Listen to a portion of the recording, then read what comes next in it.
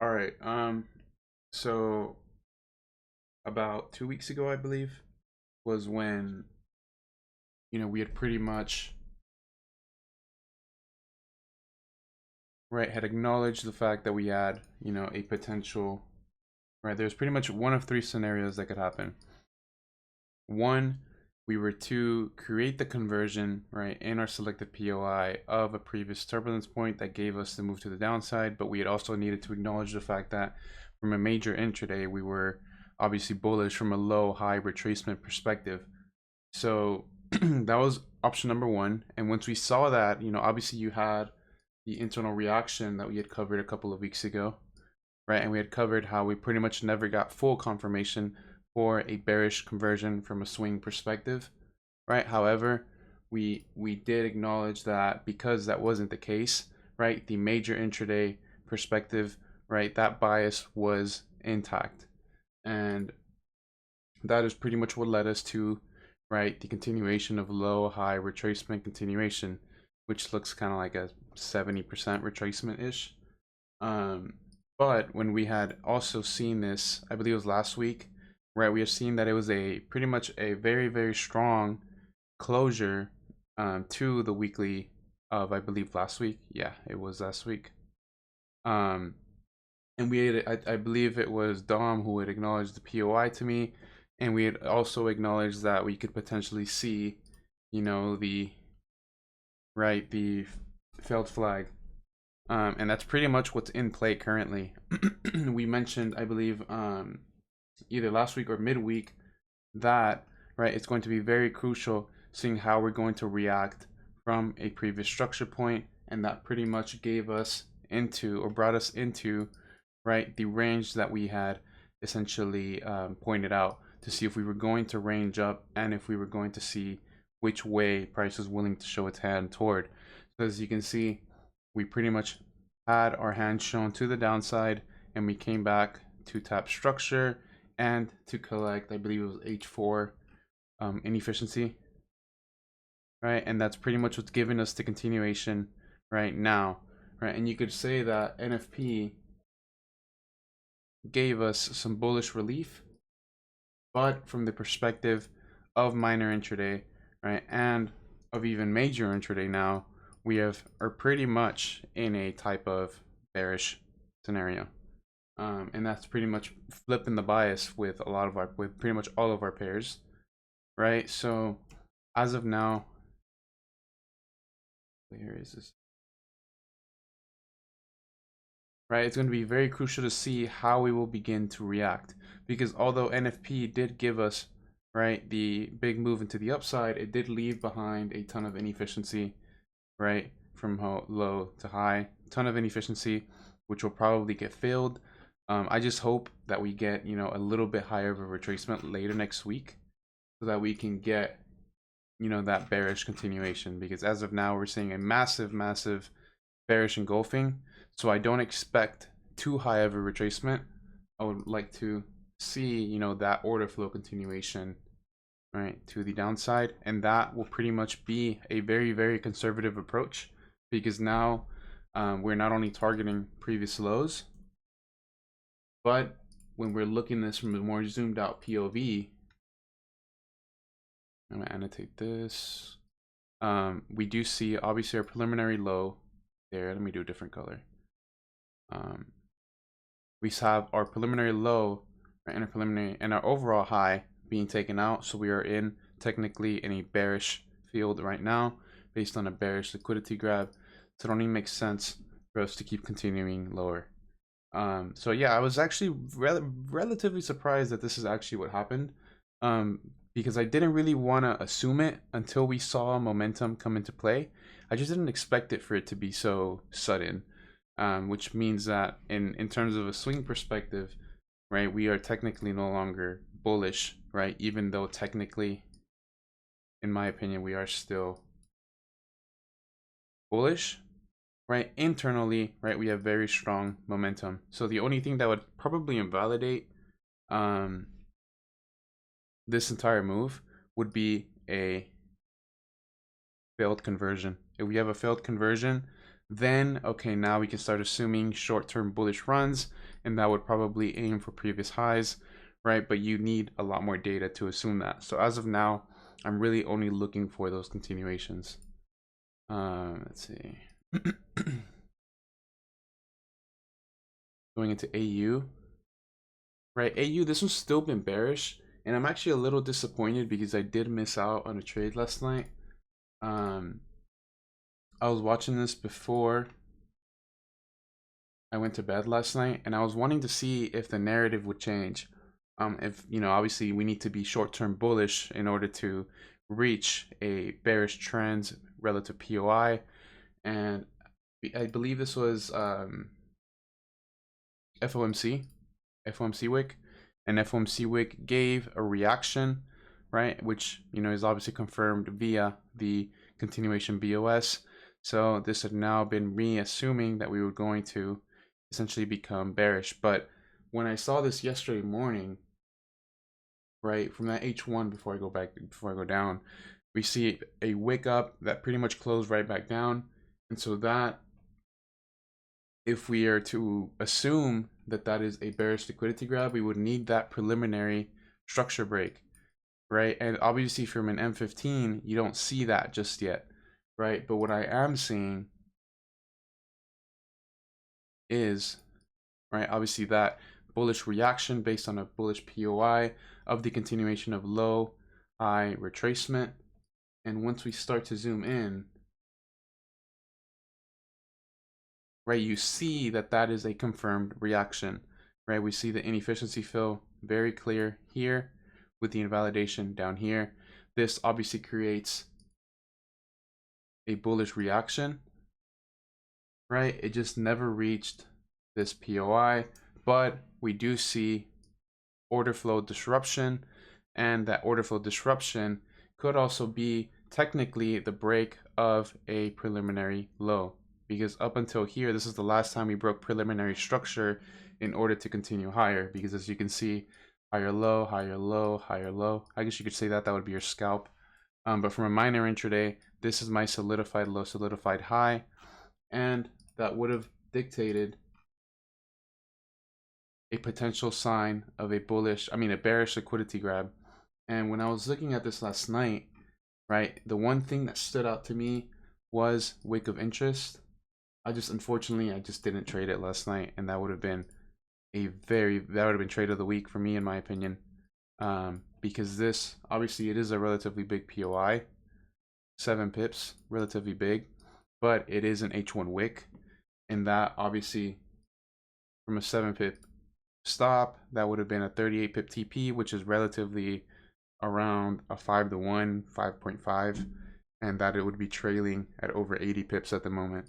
So unfortunately, I just wasn't able to trade that during Asia, but I am seeing these Asia moves, especially with AU. Which makes sense because it's an AUD pair, but unfortunately, I just wasn't able to catch that. And as of now, right, we did break an important bullish POI. So as I zoom in, I don't see much, because obviously we see that there's obviously the failed bearish reaction, which is technically a structural disruption to the upside, right? So based on that, we could see that there is a bearish reaction which failed. So there's relatively orders here following that SC logic. So that's pretty much why that POI would have been of relative interest to me. So now I'm finding it really hard to justify why we should continue buying. Because keep in mind, we did have a bullish run, but as we've discussed before, I'm pretty sure we covered this last week too. Every time we clear massive levels of liquidity, we see, right, a run in the opposite direction, which only makes sense from a liquidity perspective. But now that we have seen its hand, right, I really would love to see some type of relative bullish run, right? Let's say we give a potential bullish run, right, and then we see a bearish conversion. That would be what would give me, right, a sign of another potential swing, and then we would be aiming for previous low, right? But I don't want to get too caught up with trying to catch that conversion, because at the same time, if we break that preliminary structure, this would be internal unwillingness. So if we were to get that bearish conversion, we would obviously need to observe for a bullish conversion as well. Right, but other than that, I mean, it's been a very, very nice week. I mean, EU was one I didn't really trade this week, but I know you guys caught a very, very nice move based on order flow disruption. And I did see that a lot of you got the conservative entry as well. So for the people who didn't, right, we had came into, right, a bullish POI, and on Tuesday, which was the first, right, on the first, immediately after, right, we got a potential reaction from the overall POI. I know I had marked this out too, but we had confirmed this to be a reaction on Tuesday, I believe, and that inevitably failed, which is order flow disruption, right? So when we're trying to look for any type of scenario, right, we are obviously looking at our preliminary leg. That preliminary leg was taken, well, actually it wasn't taken out. I could have sworn it was. It wasn't taken out, but from an internal perspective, right, you do see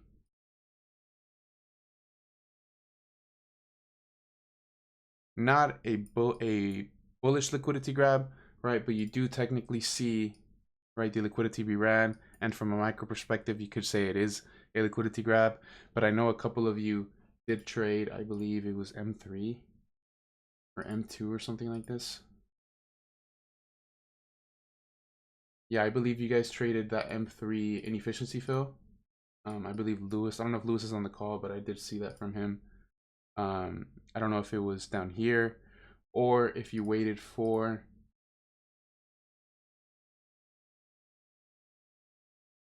a potential, right, micro BOS, which is a bit hard to see in real time, but I know that some people did catch this move here. M1 inefficiency. Okay, there we go. Yeah, like I said, I didn't trade this. Invalidation into inefficiency. And yeah, that's actually a beautiful move. Yep, the micro, yep.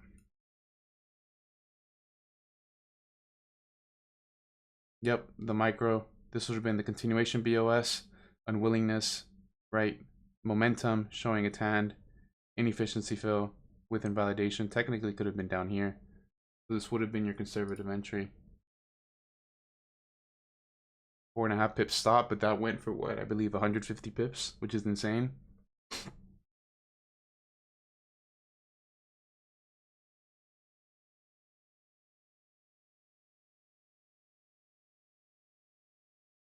Yeah, that's very nice to see. And that pretty much skyrocketed. Yeah, very, very nice move. Oops.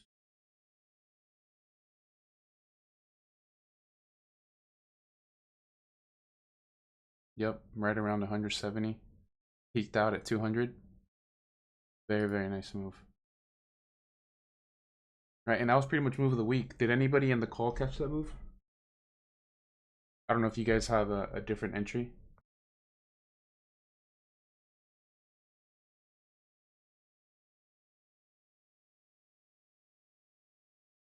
Yeah, very nice. Very nice.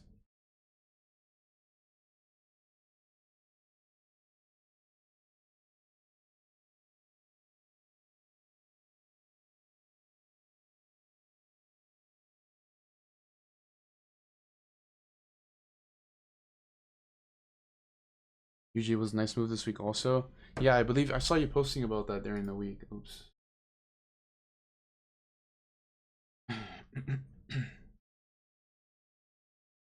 What am I looking at?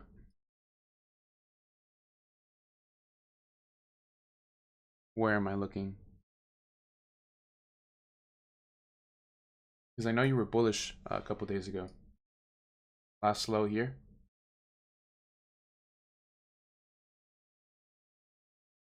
Yeah. Pretty textbook. The proper way to catch a reversal. right? Minor intraday, continuation BOS, and then obviously reaction based on a bullish trend. Very nice. Bullish conversion on a bearish pullback of a bullish trend. Very nice. Yeah, very nice. These JPYs love to range, don't they? They love to range.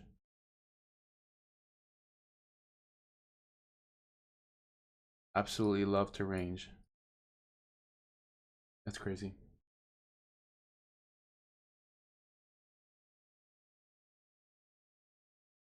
Yeah, I see that. Bullish conversion on a bearish pullback of a bullish trend. 100 pips up. 100 pips is a lot on UJ too. Very nice. And I mean, what I like here as well, supporting that narrative, is that you're obviously aiming for here. You're aiming for that, obviously. And I love that we already had a structural disruption. So, I mean, if you can get anywhere deep discount to the moon. Yeah, EJ did go crazy as well. I believe was it you that posted that? I believe I saw a chart on EJ. I don't know if somebody has mentioned that they had missed a trade or something like that, or they'd caught a trade. Oh yeah, but this, yeah, definitely.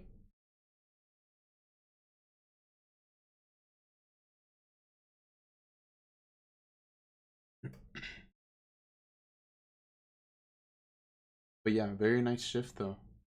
Very, very nice shift. Look, let me actually look it up.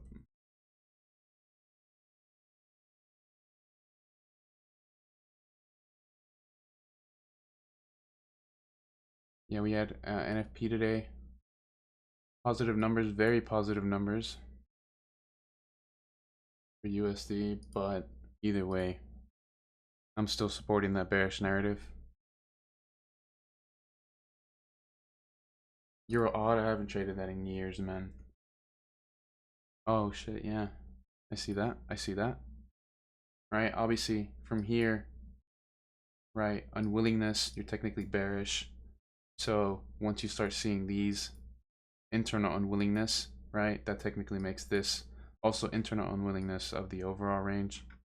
And yeah, low, high retracement, very nice.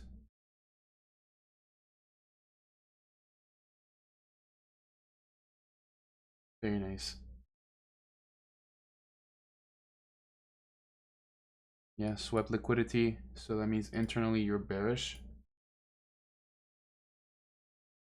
Internally you're bearish, right? And then you see confirm reaction. Continuation BOS. Well, this continuation BOS, continuation BOS. Confirm reaction here, preliminary structure break. And you can see the reaction there. Very nice. Floppy, but very nice. EG. Yeah, you guys are trading a lot this week. I see. What did you catch here? Oh wow, that never reached, unfortunately. Right here. Cool. What are we seeing? Or what did we see here? Oh, M1. M1 based on bearish liquidity sweep? Is that what we're seeing?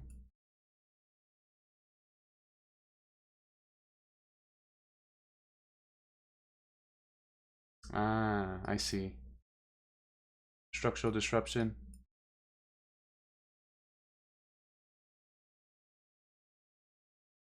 Yeah. Structural disruption. Did that reach a premium? I mean, a discount? Yes, it did. Oh, it reached equilibrium. Nice. Yeah, nice. Structural disruption. Very nice. Lower time for POI reversal. Yeah. Textbook. Oh man, you love this pair. I'm done with this pair. Me and this pair broke up back in. Yeah, I remember we used to trade this all the time.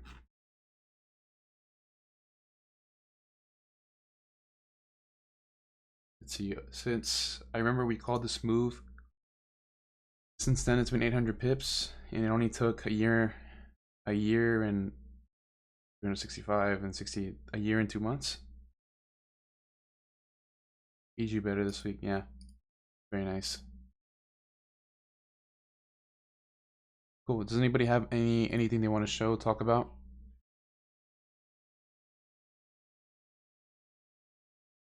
Seems you guys are doing just fine though.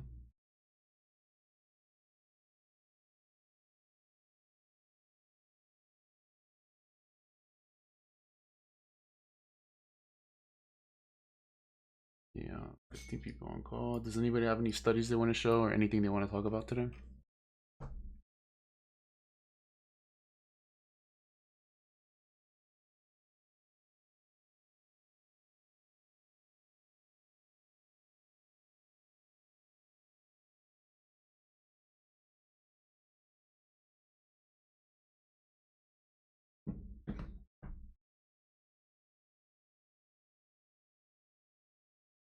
You had bullish transition. Let's review. So we're reviewing a loss now. Let's see. Let's see. Did you? 1 second.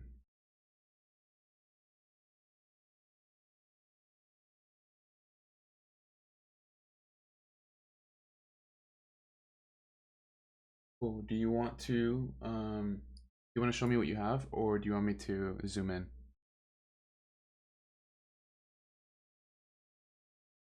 Let's see. What am I looking? Where am I looking for one? Zoom in 30-minute.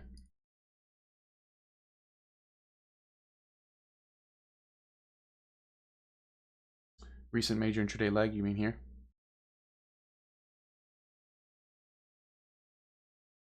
Here.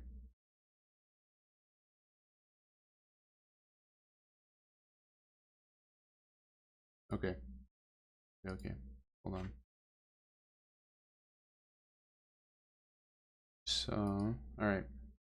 So we know that we're bullish from a major intraday just based on that H4, but you know that obviously you're bearish from a minor intraday, right? Based on, you know, the pullback. So what are we looking at? You pointed this out to me, right? So you mentioned, right, a potential. Ah, okay. Okay, I see what you mean. I see what you mean. Completely justified. Because technically order flow is in play, but with these deep retracements, remember this is order flow, but I would see that also as relative equal lows. Not necessarily meaning you should change your bias, but just being necessarily a little bit aware, seeing what could potentially happen. But this is a little weird because it's actually never swept liquidity. You do have relative equal lows, but that's 100% justified via internal structure,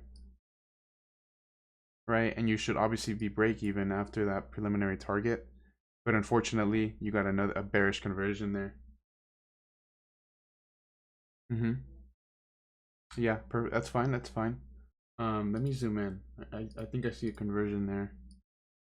Actually there wasn't.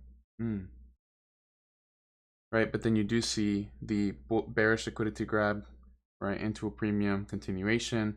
Then you see a move in the opposite direction. So technically that's considered no man's land, because one, you can't say that we have a bullish liquidity grab, but we're not necessarily doing anything outside of ranging. But yeah, this is extremely sloppy. And let's see where you really capitalizing here would have been a bit tough because you're having to constantly change your bias from a minor intraday perspective. Obviously here you have the bullish liquidity grab based on preliminary low. Invalidation point would have been at this low, so if you were looking for a trade, invalidation was never met. And now that you create a new range, obviously your new invalidation from a trend perspective is still here. But yeah, this is super sloppy. Super sloppy. I guess that just shows uncertainty between currency collision. Yeah, I don't like trading a lot of stuff that has a bunch of wicks and a bunch of range like that. But yeah, I mean, you did what you could with the information that you were given, and you managed the position in the best way that you could. So I mean, the break even isn't necessarily a loss.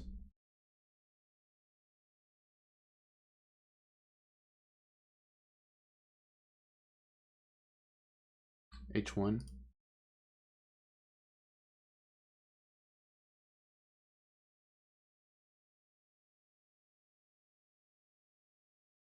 Cool. Let me see. Can you tag me on the chart? Because if I were to think in terms of what Tomas would be looking at, I would more so look at bullish trend. I'd look at high, low, high, low, high, low, high, right? Continuation BOS solidifies the range internally. That's what I would see here. So then this would be high into low, high, unwillingness, break of structure, right? Meaning invalidation.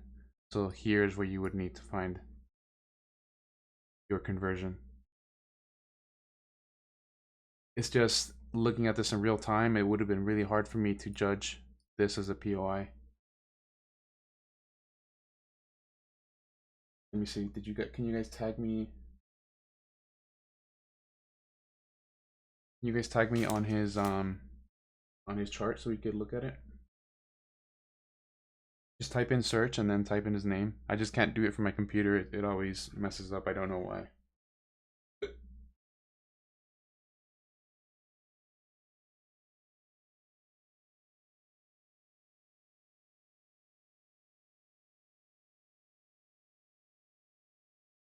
Okay, cool. Yeah, I guess, yeah.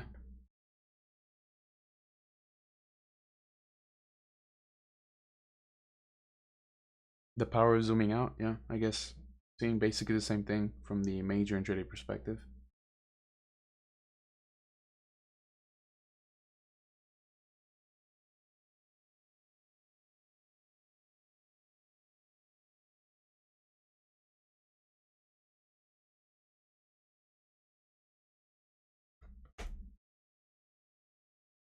Yeah, definitely. And that's why I'm acknowledging it as very, very sloppy. Like I said, I don't like trading like these heavy wicks. Right, I like to see structured order flow, not disruptive.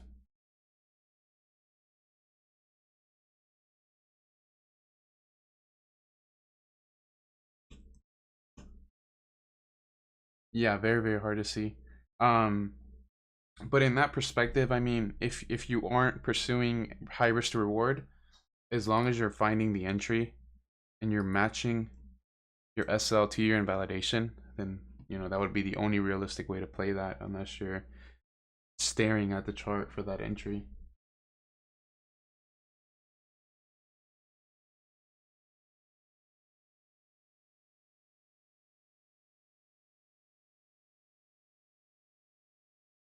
Yeah, but no, I mean, that's definitely very interesting to look at.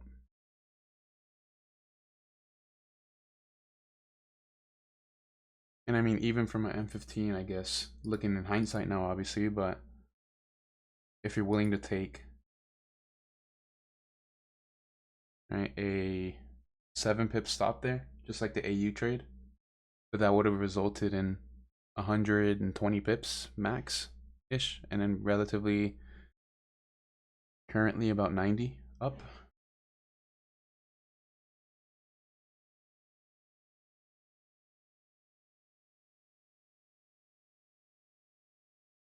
But yeah, I mean, this one looks bullish still, in my opinion, as long as we don't break this, of course.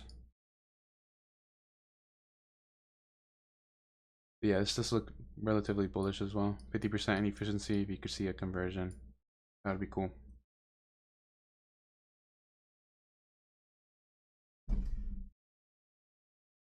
Yeah, but does anybody have any questions today?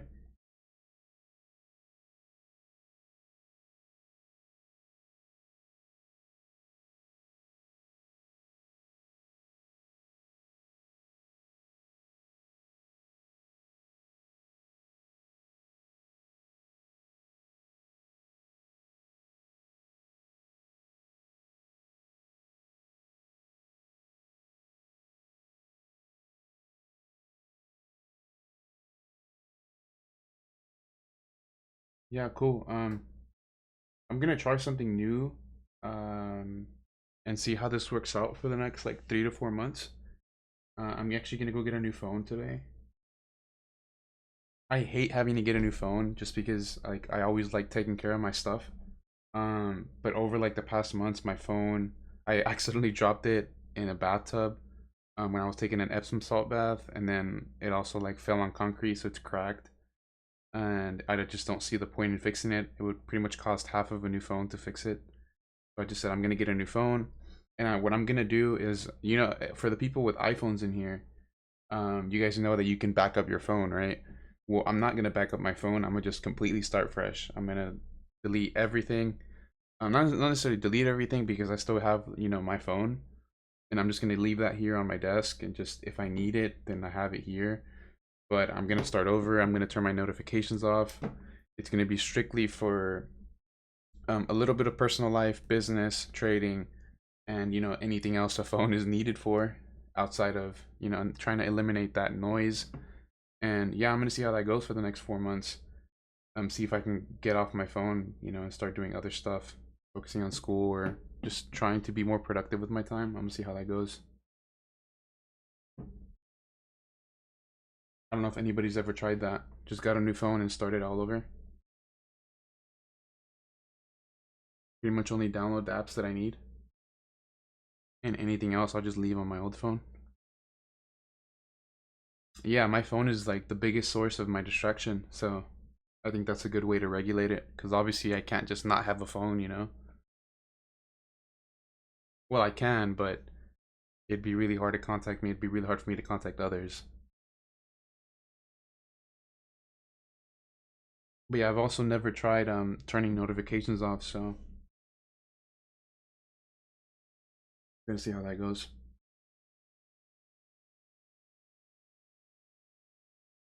Yeah, that's pretty much what I'm going to do.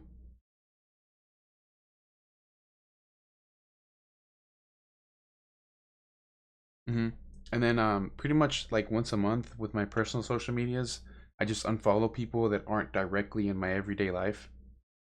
I like, and some people take it the wrong way, but it's just like if you're really tripping about a social media follow, then honestly, you don't. That's probably why you aren't in my everyday life. But I really like to keep my followings really, really low, just because um, I just hate having to get the urge to want to watch every story. And I'm gonna start. If I do start following more people, it's gonna be more people, like more successful people, more people that are, heavy into my similar interests and stuff like that. People who live better lives than I do, who are make more money than I do. Just put stuff into perspective and see what is possible in life.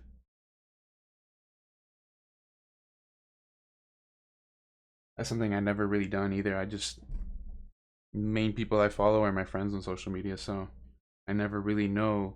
Like if you were to ask me what's my dream house, I wouldn't be able to answer that. Like if you were to ask me what my dream car is, I wouldn't know how to answer that.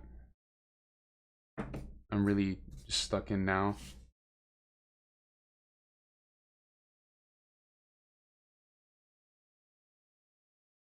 Yeah, my phone right now is on Do Not Disturb. I pretty much have it on that for majority of the day. Yeah, I'm really trying to focus more on tomorrow, next week, next year, next decade. And it's something like I said last Zoom, it's something I never really done. So it's a bit uncomfortable per se, but I know it'll be worth it. It's just something I've never done. Like I've never I don't know, like as a kid I was always taught never to compare myself to anybody. So I don't compare myself to anybody. I don't I don't necessarily envy anybody. I don't necessarily have hatred towards anybody. Um so yeah, I mean, hopefully I don't adapt that now, obviously, but I do want to see what's possible in life, like I said.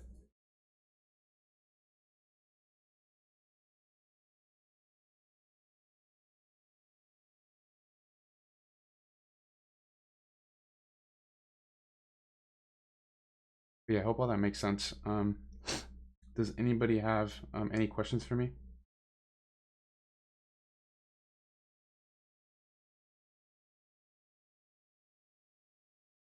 I know we also have a couple new guys in here. I hope you guys are still following the process. And once you hit that 6-8 week mark, then you can let me know and you can go from there.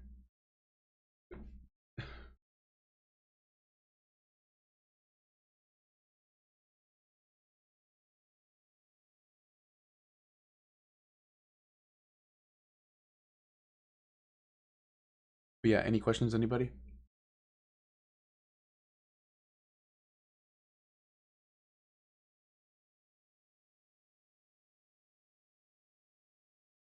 Cool. I guess not.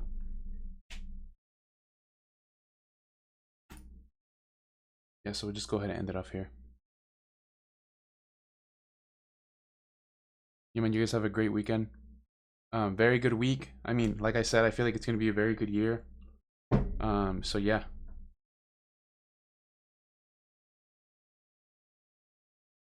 I'll see you guys on Tuesday and we'll meet again on Friday.